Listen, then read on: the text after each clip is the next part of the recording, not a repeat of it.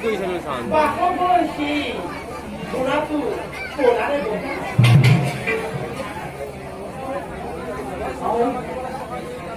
সমগ্ৰ জগতে জানে যে বাসৱৰ সেই ঘোঁৰা মুগ্ধ যেন বগা এই কথা সত্যনে সত্য গাখীৰত মল থাকিলেও সেই অস্ত্ৰৰ গাত মল নাই পায় কি হ'ল নাই হঠাৎ তোমাৰ মুখশ্ৰী ম্লান হৈ গ'ল মোৰ বিপৰ্যয় ঘটি মোৰ বিপৰ্যয় ঘটি এতিয়াৰ পৰা মই বিনতে লাগি হ'ব লাগিব তুমি হৈছাই ৰাজমাতা তুমি কিয় হবা বিনতাৰ ডাকি মই বিনতাৰ সৈতে প্ৰতিজ্ঞা কৰি আহিছিলো যদি বাসৱৰ সেই ঘোঁৰাটো গলা হয় তেতিয়া বিনতা মোৰ ডাকি হব আৰু যদি সেই ঘোঁৰাটো যদি বগা হয় তেতিয়া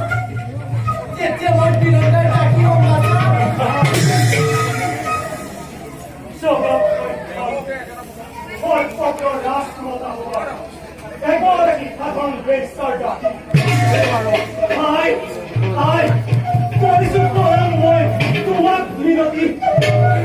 তোমাৰে সামান্য ফুলৰ বাবে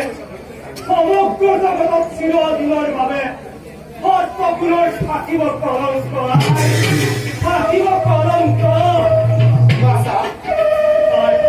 মোৰ দুখৰ বাবে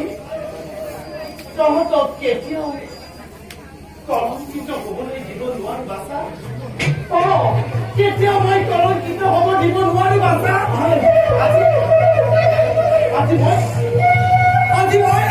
আজি মই নিজে প্ৰাণ বিসৰ্জন দিম বাছা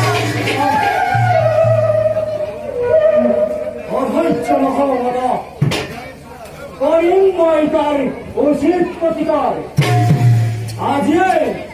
আজিয়েই ভাই মহাত্মীগণক লগত লৈ হৰহৰ গীত পৰিখন কৰি ইন্দ্ৰৰ সেই বগা হস্ত গোৰা কৰি আহিম এইদৰে আই হম মোৰ পাহিনুক্ত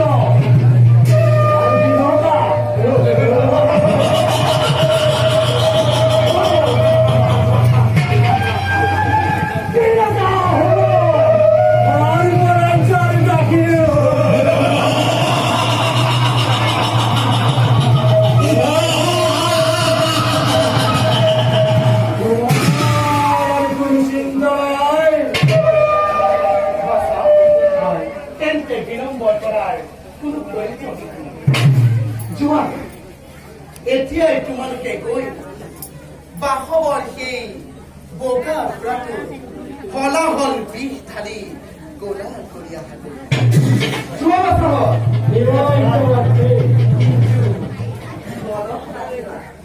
এই কথা যাতে